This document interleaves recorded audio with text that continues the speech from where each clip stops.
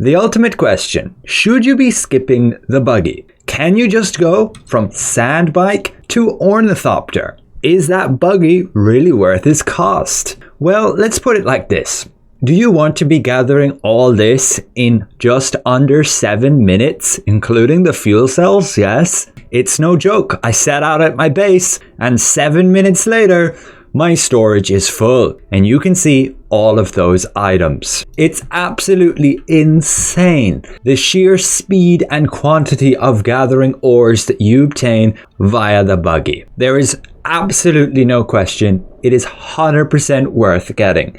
The Ornithopter, all it will allow you is to essentially get to locations quicker. You could argue that it will allow you to get to those mining locations faster, and so you'll be able to get that ore quicker. You can put storage on your Ornithopter, and so that you can fly around quickly and get your items. However, if you have your base situated in a decent spot, like I do right here, I have access to ore all in this location, access to carbon all here, and access to all aluminium here.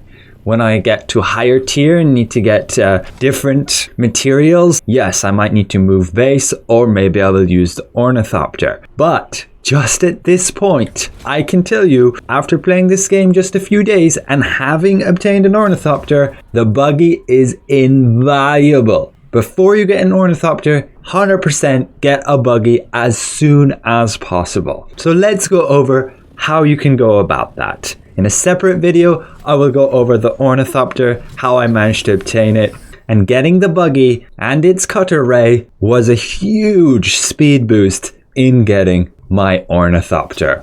Let's just put these vehicles away before a sandstorm comes. It will honestly take you longer just to sort all this inventory, to move all these items to storage, than it is to gather them. So in order to unlock the buggy, you have to get to the research tier of just steel. You can already craft it. And the most important thing you need to get with it is the buggy Cutteray, along with your storage. Once you get to the aluminium tier, you can get the next Cutteray, and this will allow you to actually mine aluminium. You will still need to create your own personal Cutteray, the steel one to actually mine aluminium, and then you will have to make the aluminium one to be able to mine your jasmium. If we compare these values on this Cutteray, 136 copper granite salvage metal, 104 iron, we go down to 48 aluminium. And we look then at the Cutteray on the buggy, and you can see this now gains double the amount of copper granite salvage metal at 255 and double the aluminium at 90. Keep in mind these values are slightly increased for me when I go mining because of the planetologist, which I highly recommend getting these perks. You can always respec if you're going into combat heavy situations, which right now I barely do any fighting. I'm just farming and trying to get technology. On top of that, if you need fuel cells, which you undoubtedly do, you get nearly 500 just for a fuel cell pack. This is versus if you go by hand using that Mk4 Cutteray and we get this little fuel cell pack, you only get 90, a measly 90 versus 500. The difference is phenomenal. I cannot express enough. Definitely get a buggy ASAP, way before you get the Ornithopter. The purpose of having your Ornithopter is to simply make questing super easy, so you can go from point A to point B on the map super fast. I'll cover more tips and tricks about how you can fly very quickly with the Ornithopter and basically use no fuel. We'll do that in another video when we cover exactly how to get that thing super easily. So let's go over exactly how to get your buggy. We'll start from scratch. You've got nothing. Well, the first thing you need to do is, of course, research that buggy. You need to get to steel tier and you need to get those research points. Unlock this, the Cutteray, and the storage. If you go to the outposts just up here in the Jabal area, you will also get some buggy parts. Like I got the engines, I got storage, I got some tracks. but you generally won't get the Cutteray unless you're super lucky. You can also go to more advanced areas like the Eastern Shield Wall, and some of these outposts will also have buggies that you can like tear down and get parts from them. But if you want a nice reliable buggy, you're going to need to craft it at the vehicle Fabricator, just in this section here after unlocking it. And you can see all the materials that are needed. Let's go exactly over how to obtain those all. So again, I assume you've gone and researched this point. To get all of those intel points, just simply visit all of the outposts you possibly can on the entirety of the map. And keep in mind, you just need to grab that intel. You don't have to kill any enemies. Just make sure you have a shield so you can at least tank some hits. I am indeed running around with no armor and some broke stuff just to be modest. You of course also need to research and place the vehicle Fabricator. Simply needing steel ingots and complex machinery, you get your iron ore, your carbine ore, and your complex machinery from these ironworks. So now you can start building the parts for the buggy. You will first need the chassis. You need water. Yes, that's right. You can see I have 130,000 milliliters.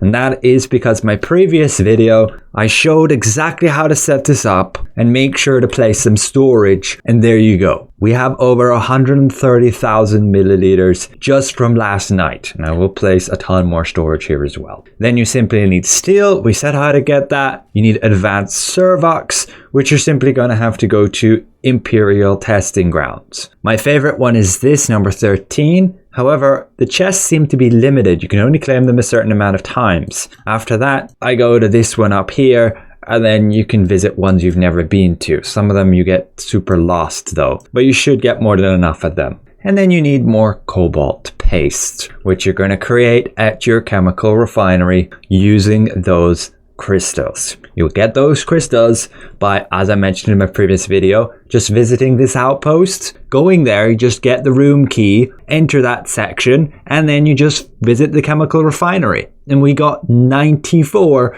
just from one visit. And those chests or that refinery will reset every 45 minutes. The alternative is mining it while you're in, say, the Rift, but I personally don't like going there. So once you have the chassis, you're going to need the other parts, like the buggy hull. Just needs the same materials. You'll get the engine too, this needing particle capacitors and complex machinery. Particle capacitors also from those old Imperial training stations. You will need the PSU, 4 treads, and you will need the buggy utility rear. It has to be the utility one, not the normal buggy rear. I personally made that mistake. And then you get the Cutteray and the storage.